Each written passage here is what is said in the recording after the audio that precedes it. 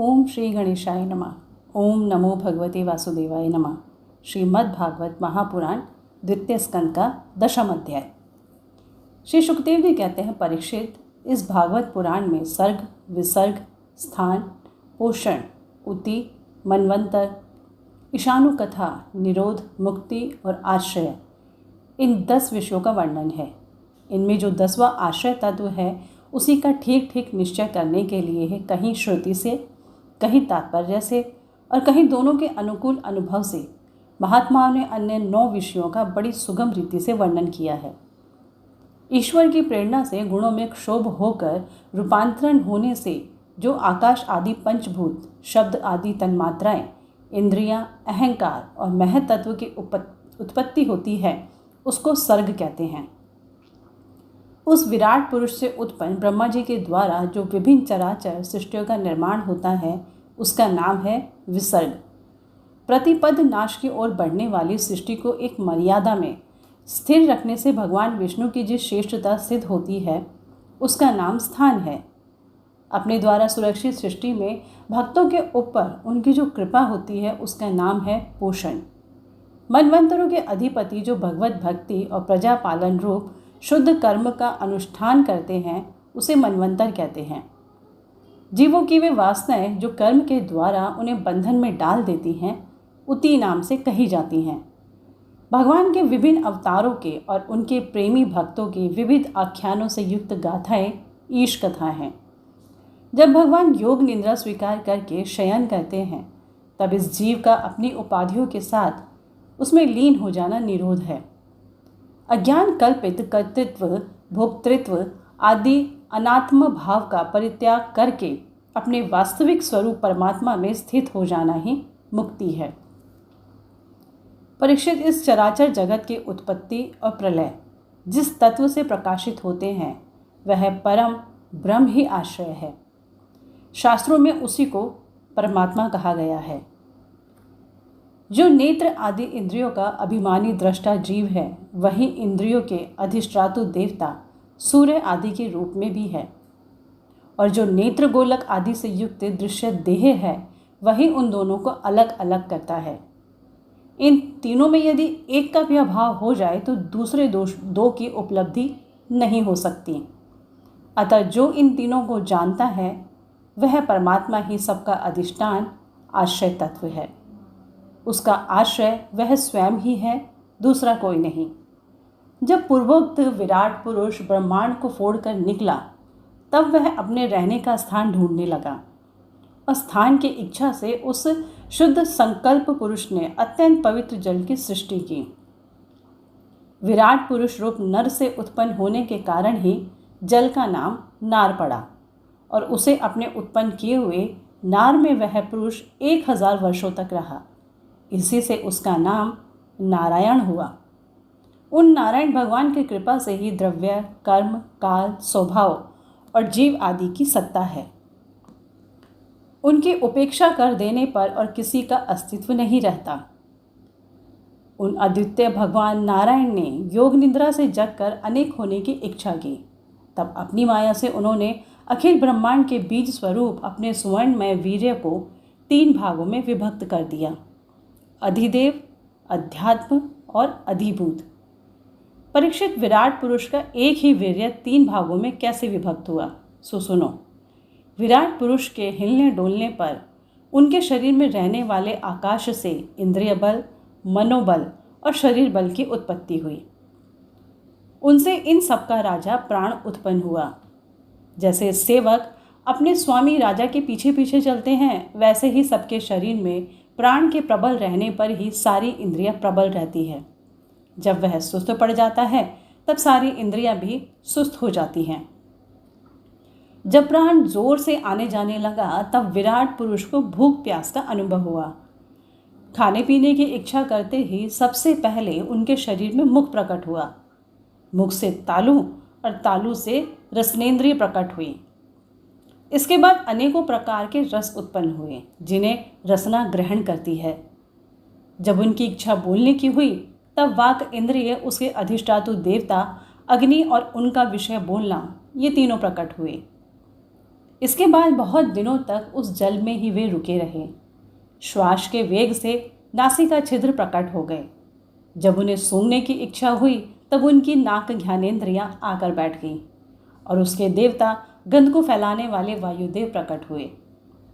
पहले उनके शरीर में प्रकाश नहीं था, फिर जब उन्हें अपने को तथा दूसरी वस्तुओं को देखने की इच्छा हुई तब नेत्रों के छिद्र, उनका अधिष्ठातु सूर्य और नेतेंद्रिय प्रकट हो गए।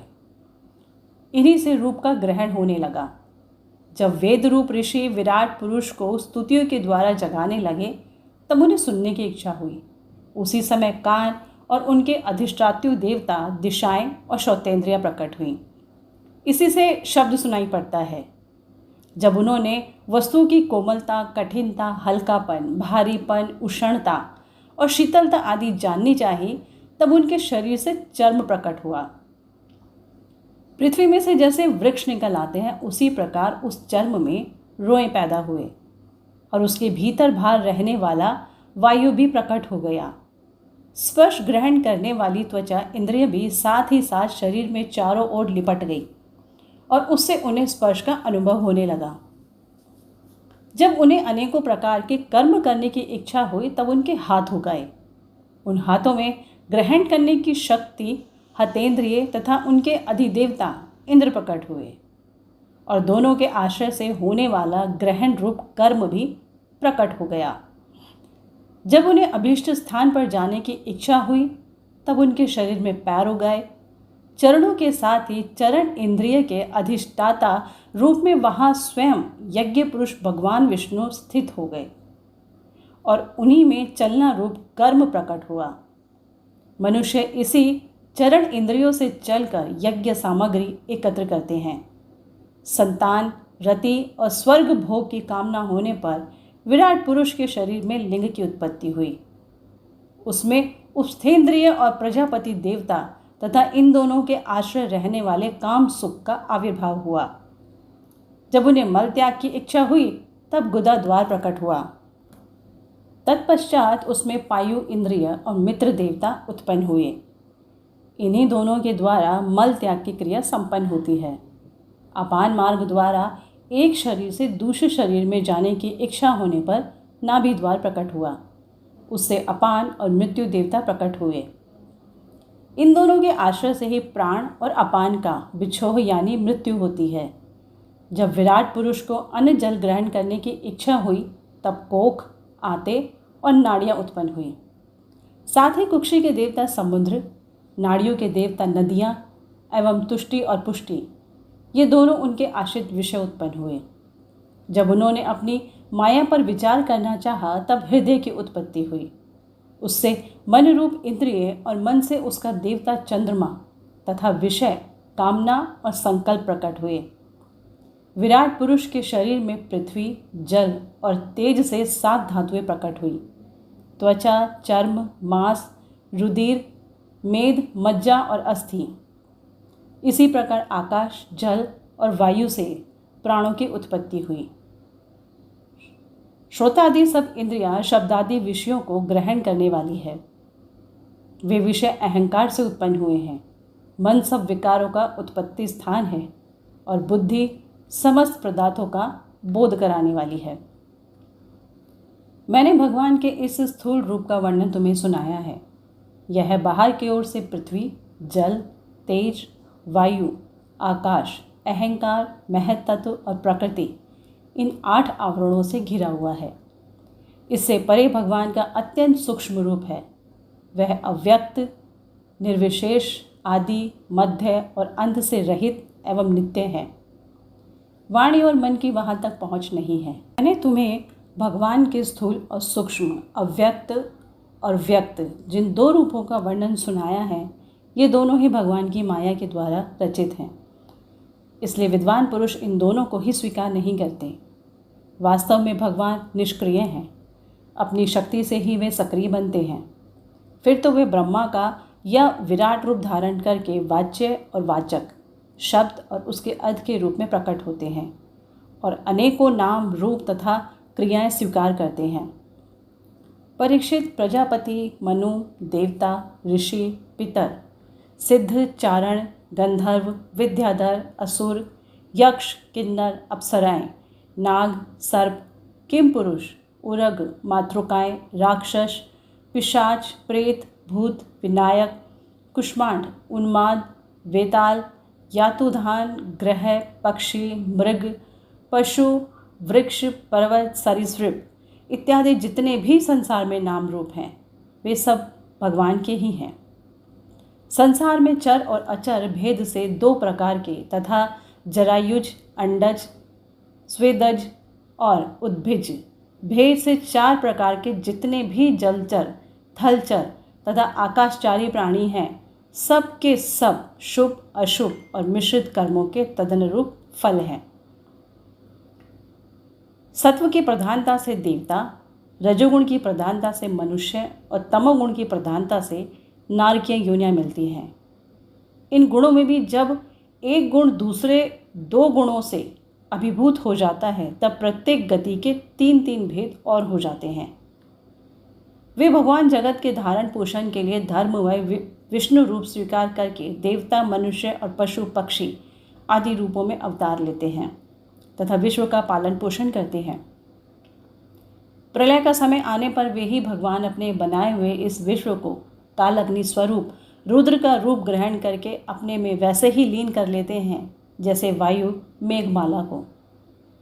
परीक्षित महात्माओं ने अचिंत्य ऐश्वर्य भगवान का इसी प्रकार वर्णन किया है, परंतु तत्वज्ञानी पुरुषों को केवल इस सृष्टि, पालन और प्रलय करने वाले रूप में ही उनका दर्शन नहीं करना चाहिए, क्योंकि वे तो इससे परे भी हैं। सृष्टि की रचना आदि कर्मों का निरूपण करके पूर्ण परमात्मा से कर्म या कर्तापन का संबंध नहीं जोड़ा गया है। वह तो माया से आरोपित होने के कारण कर्तृत्व का निषेध करने के लिए ही है।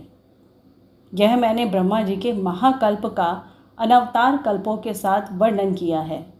सब कल्पों में सृष्टि कर्म एक सा ही है।